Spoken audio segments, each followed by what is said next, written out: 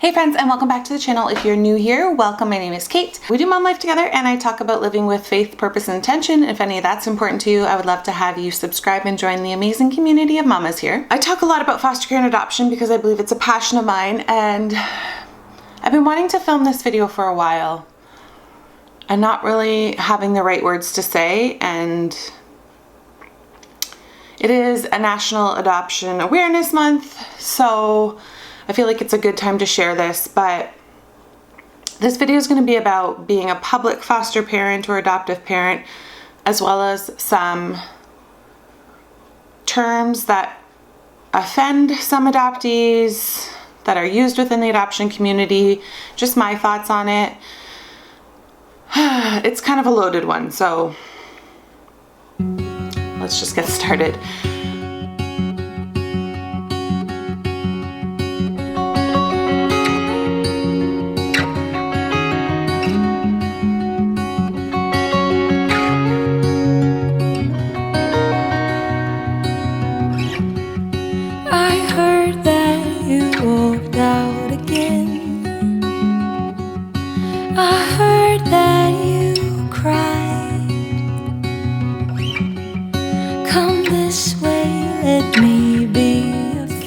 First, I want to talk about being a public foster parent, and it's something that's really hard to do. And long story short, I did not start this blog as a foster care and adoption blog. I started it just as a creative outlet for me. I had been a hairdresser working many hours in the field before I became a mom, and then I only ever went back to work part-time, and I was just feeling like I needed a creative outlet, so I started a blog. It used to be called Beauty Pro Mommy, then it was called Kate's Place, then it was called Love Mother Beauty Collective.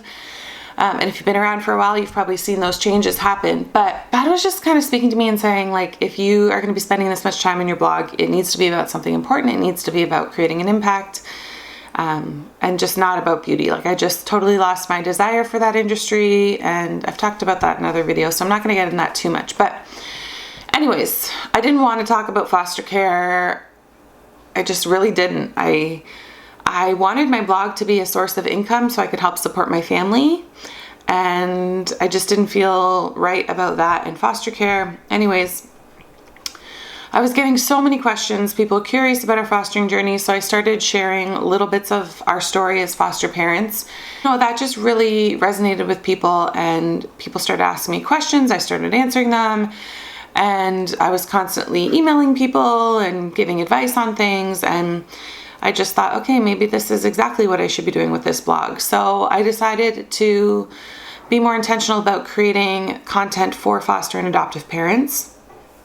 And along the way, I've not been perfect at this. I've been learning and, just trying to share our story and not the kids' story. And of course, there's some overlap. And, a little over a year ago, when the direction of our case went crazy, I think I shared a little bit too much. I've never shared about why my kid's coming to care or anything like that. But just as far as where the direction of the case was going, it just wasn't my information to share. So I've taken those videos down, and looking back, I just see like I was operating out of a place of grief, and I was looking for support from the internet because there's so many amazing mamas I've connected with, and I wasn't necessarily getting that support within my own circle of friends, within my agency. Not that I gave any identifying information or anything like that, but I just needed to be more careful with what I shared. So then I tried to go in the other direction and just have more information and encouragement for foster parents and just not talk about our story at all. But it's hard. It's just a hard thing to navigate being a public foster parent. The reason that I share about it is to encourage other foster parents, because when I started, I was looking on the internet for information. There just wasn't a lot out there. And also to inspire more people to get involved, because there's so many kids sitting in foster care, so many kids sitting, in homes that need to be adopted, and it breaks my heart. So, I would get messages from people like, because of you, we finally said yes to fostering. Because of you, we decided to adopt a little boy. Because of you, I kept getting all these messages, and I continue to get all these messages, and I feel like it's part of my purpose to share our story. Sorry, the baby's waking up. I've tried to film this a couple times, but the baby keeps waking up. Anyways, along this journey, I've just tried to share, be as transparent and open and honest and real as I can with respecting our kids' stories. That, sometimes I think people are encouraged to foster without a realistic view of what you're getting yourself into. And then some people, I think, are so scared of fostering that they don't have a realistic view as how sometimes easy and seamlessly it can fit into your life. Like you're just taking on another kid. Sorry, the babies might not cooperate. Anyways, I just strongly believe that kids belong in families.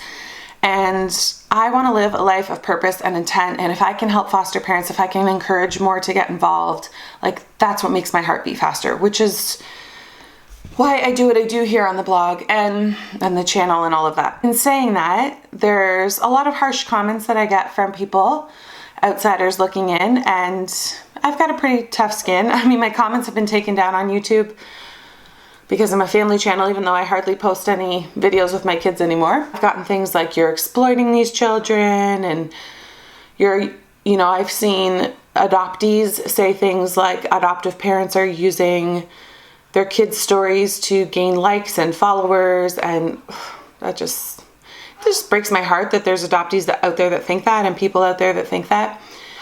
But I guess what I want to talk to you about is various opinions within the adoption triad. So with the adoptee, of course, being the most important, then there's the biological family, and then the adoptive and or foster family. And there's some really harsh opinions within each of those realms, but there's also very different opinions within each of those realms. So I think as an adoptive parent, it's our job to educate ourselves, to become aware, to listen to the voice of adoptees and to foster youth, especially when it comes to social media. Like, this is a relatively new world. Adoptions used to be closed, it was like done, and we've seen the damage that is done to adoptees.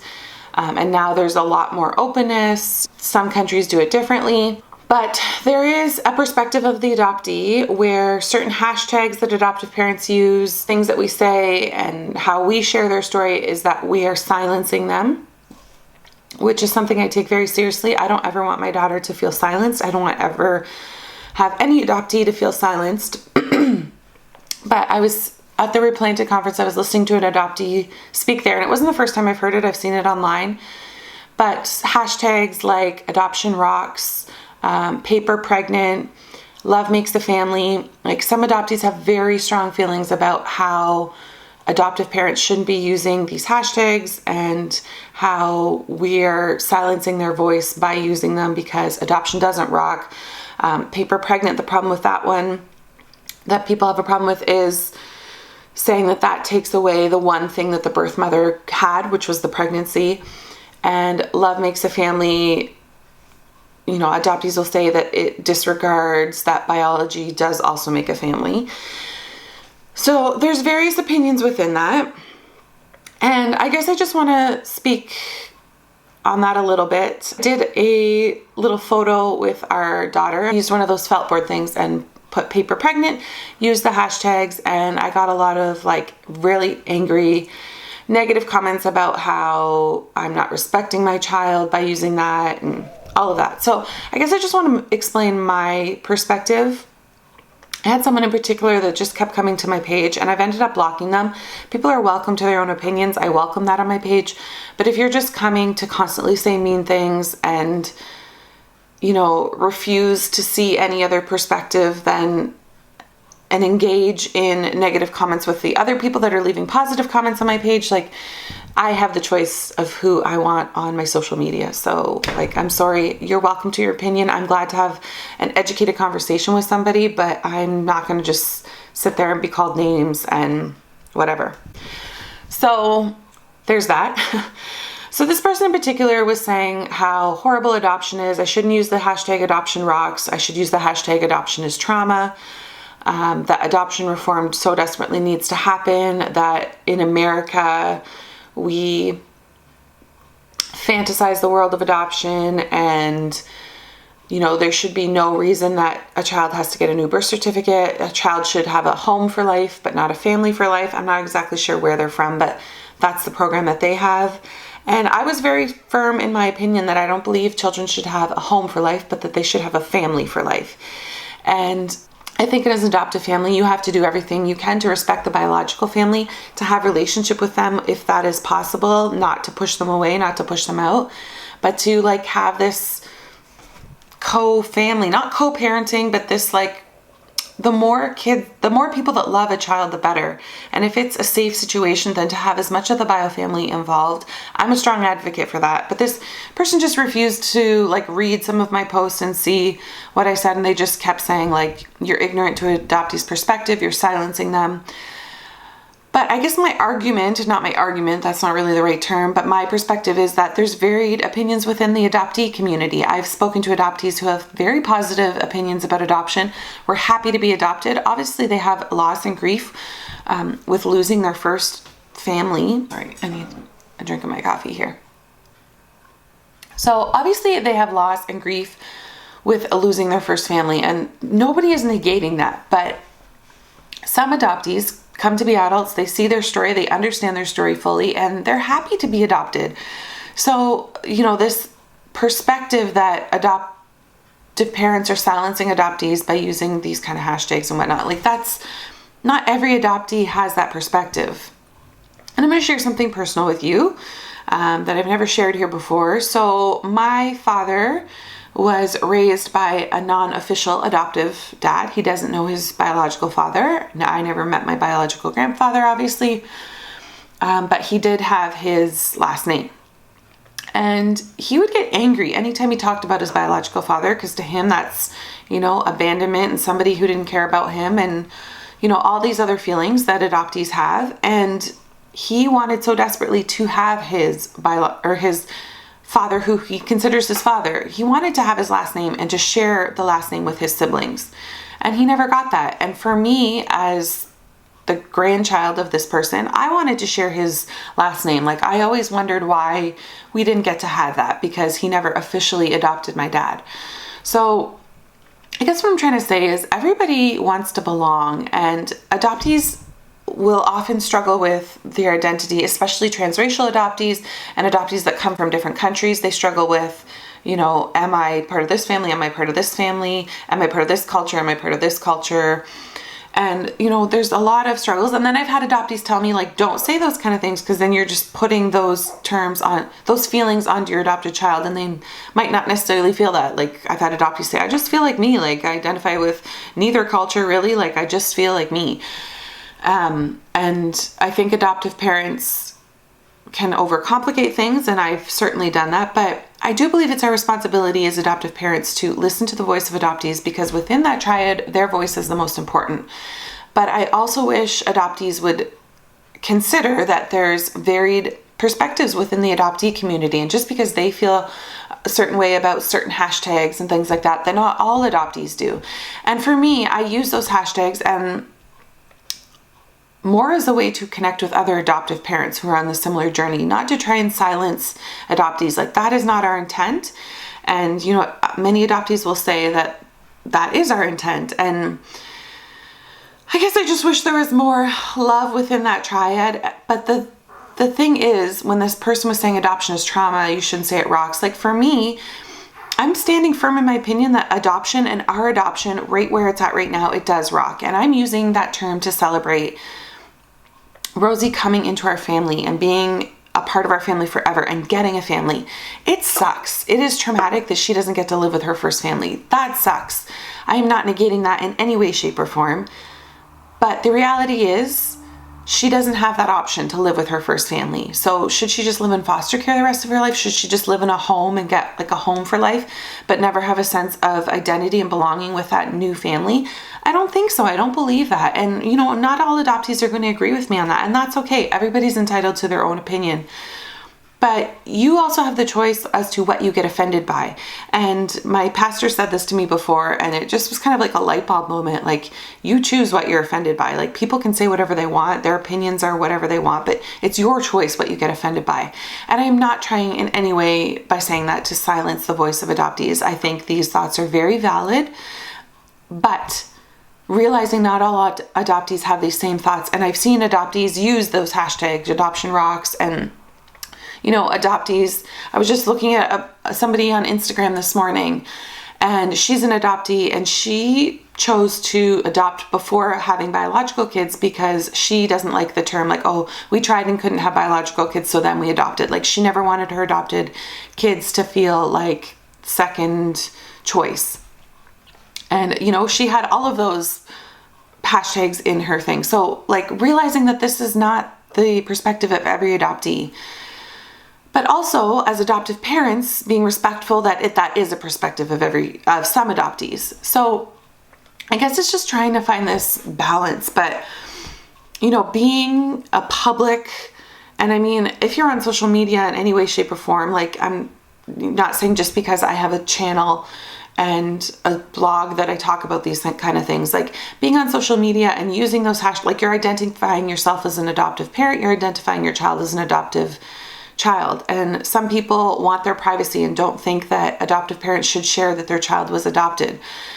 But in this day and age, like, I'm going to celebrate this child joining my family. I think adoption is beautiful. Yes, it is born out of brokenness, but families are built in beautiful ways, adoption being one of them.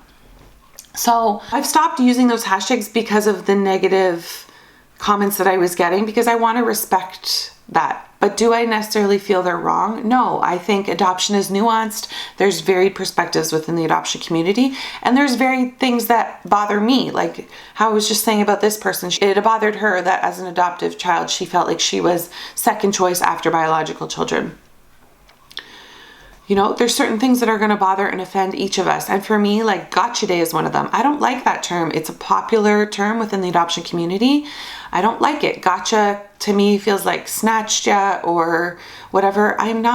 If somebody uses that term, I'm not thinking negatively of them, like, to each their own. But for me personally, I just don't like that term. So I'm not going to use it. I'm not going to have a gotcha day. We're going to have an adoption day. Like, the other one that is pretty controversial is foster to adopt. And I read this recently that foster to adopt comes from the term rent to own, which I've never heard before, and I'm not really sure if that's true. But for me, why I believe in fostering to adopt, not fostering with the intent of adopt, fostering with the hopes that the child is going to be reunified, but fostering to adopt, meaning if the child in foster care comes to a point of needing an adoptive family, their trauma has been minimized because they haven't gone to a foster-only home. That home fostered them from the beginning of their time in care and then was able to adopt them. Like, that's how I look at foster to adopt, not rent to own. Like, that is terrible terminology, but for me, I just look at it as being that source of stability for that child from the time they entered care. When we say yes to kids in care, barring like some incredible conflicts or things that we just feel we couldn't handle, like when we're saying yes to fostering that child, we're saying yes to adopting them if they need that. That does not mean that we're hoping that the biological family fails. That means that we're coming alongside them and hoping to see reunification and being a support person for that biological family. So I get a little bit like heated talking about it, but some people have a huge problem with the term foster to adopt, and because they think of it as that you're fostering with the intent to only adopt and to not support reunification. So everybody takes these terms a little bit differently, and we need to educate ourselves on others' perspectives, but in the same time, educate others on our perspective and where I'm coming from. I, in no way, shape, or form, want to silence the voice of adoptees. My daughter is an adoptee. Right now, she doesn't have a voice about her story. I don't share why she came into foster care. I don't share all the details, but I am celebrating that she gets a family, and I'm standing firm in the fact that I will celebrate that she gets a family and that we get her as part of our family because we are so grateful and thankful for that. Does it suck that she has to be adopted? Yes. I wish that wasn't the way, but at the end of the day, we live in a broken world, and kids need families. I believe and strongly and forever will believe that kids deserve to be in families, not to just grow up in a home with a family, but to be a part of that family. Another thing this person on my Instagram was saying was it's ridiculous that children have to get a brand new birth certificate.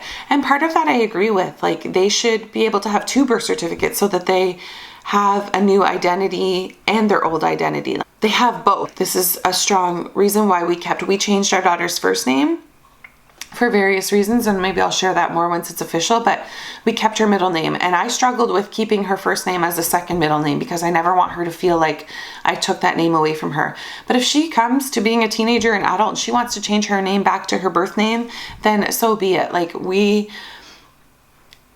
her name that we named her derived from the nickname Rosie, which came from Rosy Cheeks. Like, it just became a nickname, and then we decided to give her a formal version of Rosie for her name. And again, I'll share that later. But I struggled with going back and forth. But then I read another adoptee who is adopting, and she said, I believe every mama deserves to name their baby. And when I read that, I was like, I do. I am her mama. I believe I deserve to give her a name. So yes, we kept her birth middle name the same. Obviously her last name has changed. But yeah, is there some like things I don't necessarily agree with, like just removing a birth certificate in order to get a new one? Like, yeah, I can see how that bothers adoptees, but I also see that that's just how legal documents work, and to get a passport and to have her last, like, she has that has to happen. So this is like a heavy topic, but I just guess what I want you to get from this is, if you're an adoptive or foster parent, it is your responsibility to listen to all perspectives. And I haven't really touched on the birth family's perspective because there's varied opinions within that as well. And some birth families feel like their adoptive families have done horrible by their child, and some families think it's a beautiful relationship and they have this two families where they get vacation and Christmas and time with both sides of the family. It's a positive thing. I've also heard adoptees saying, like, at this conference we were at, this adoptee said, I had to take a break from my biological family because I just wanted to feel normal. I just wanted to feel like I had my own family. Sorry, someone's walking. It looked a little sketchy. I just wanted to feel like I had my own family and I didn't have to please my biological family as well. So I hope what you get from this video is that there's varied opinions within the birth family, there's varied opinions within the adoptee, and there's varied opinions within the foster and adoptive parents. But I don't think any foster and adoptive parent is trying to silence adoptees' voices. Has it been done unintentionally? Yes, I think so. So just, this is my reminder that as adoptive parents that we need to be listening to the voice of adoptees. But I'm going to celebrate my daughter's adoption. I'm not going to put a hashtag adoption is trauma.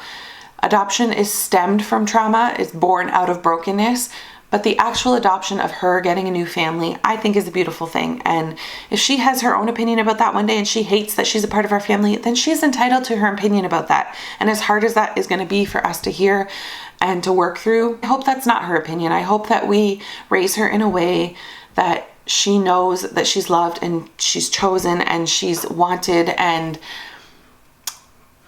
you know, the reason she needed an adoptive family, like, I hope she can understand and grasp those reasons and see that being an adoptive family was, I even hesitate to use the word better here, but it is a better life for her. I hope and pray that her biological family will be a part of her life and continue to be a part of her life as she grows up. And if she doesn't want that, then I'm going to give her a voice too. The adoptee's voice and choice is taken, whether it's the birth family placing a child for adoption, whether it's a child coming through foster care and a judge making a decision, and it's the adoptive family choosing that child. Like, the adoptee does not have a voice within the actual adoption. So it's our job to give them a voice as much as possible. But my daughter doesn't have her own voice right now. She's 2 years old, and I hope that one day she's going to see what I'm doing here on the blog and channel as a way that other kids got families, and that I was advocating that kids belong in families and kids deserve love, and that I wasn't using her story to exploit her. Like I said, I share my story as an adoptive parent. I wasn't trying to exploit her. I'm certainly not trying to gain followers. Like, if that's what people think about me, then I'm sorry, you are being blocked because you obviously have not read my post. You don't know my heart. You know, I don't have to have you on my social media, but I love my daughter fiercely and I will do anything for her. And I think I've demonstrated that already in how we fought for her. Like, we could have easily given up many times and just let her go back into the system, into another family, because we've had to go through a lot of heartbreak through this journey. But I will fight for her, and I will continue to fight for her, and I will give her a voice. And when she starts to have her own opinions about adoption, I will let her voice those if she wants to. If she says to me, Mom, I want you to take down all of your content about me, I wish you never did that, then I will do that in a second. But I just don't think I'm silencing her voice when she doesn't have a voice and an opinion about it yet. I hope that she will view adoption as a positive thing. Yes, born out of brokenness, I'm never negating that. I hope that she will feel like she got a good family at the end of the day. She couldn't have the first alternative, and I hope she will feel that the second alternative was a good family for her. And, you know, I'm always going to feel like second best and second rate. I'm never going to feel, I can never take the place of her biological mother. And I never want to take that place. There's experiences that her biological mom never had and missed out on, and those things I had. So we're going to have a bond in one way because that relationship. They're going to have a bond in one way because of biology. I think it's beautiful that she has both.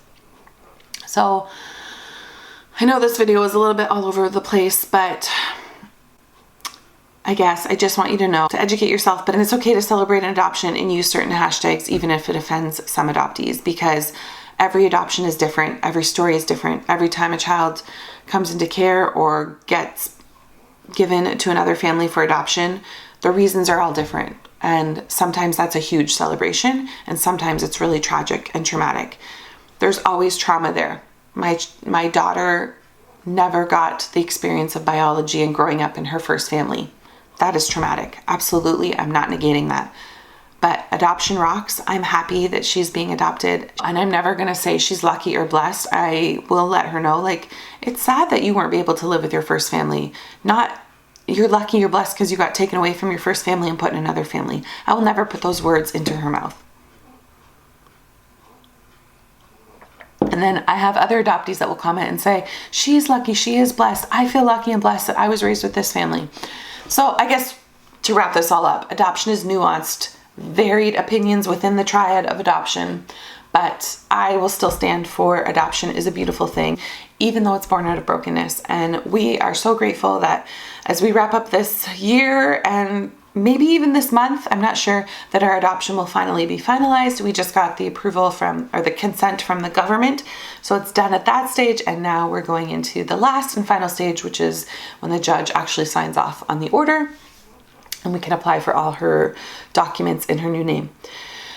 Anyways, I hope you learned something in this video. Like it if you liked it. I'm sure there's going to be lots of dislikes on it, and I'm okay with that too. I'm going to fight for my daughter, and I'm going to give her a voice when she has it. Anyways, subscribe if you're new and you like the content I create here. I'd love to have you, and I'll see you on the next video. Bye. I heard that you walked out again. I heard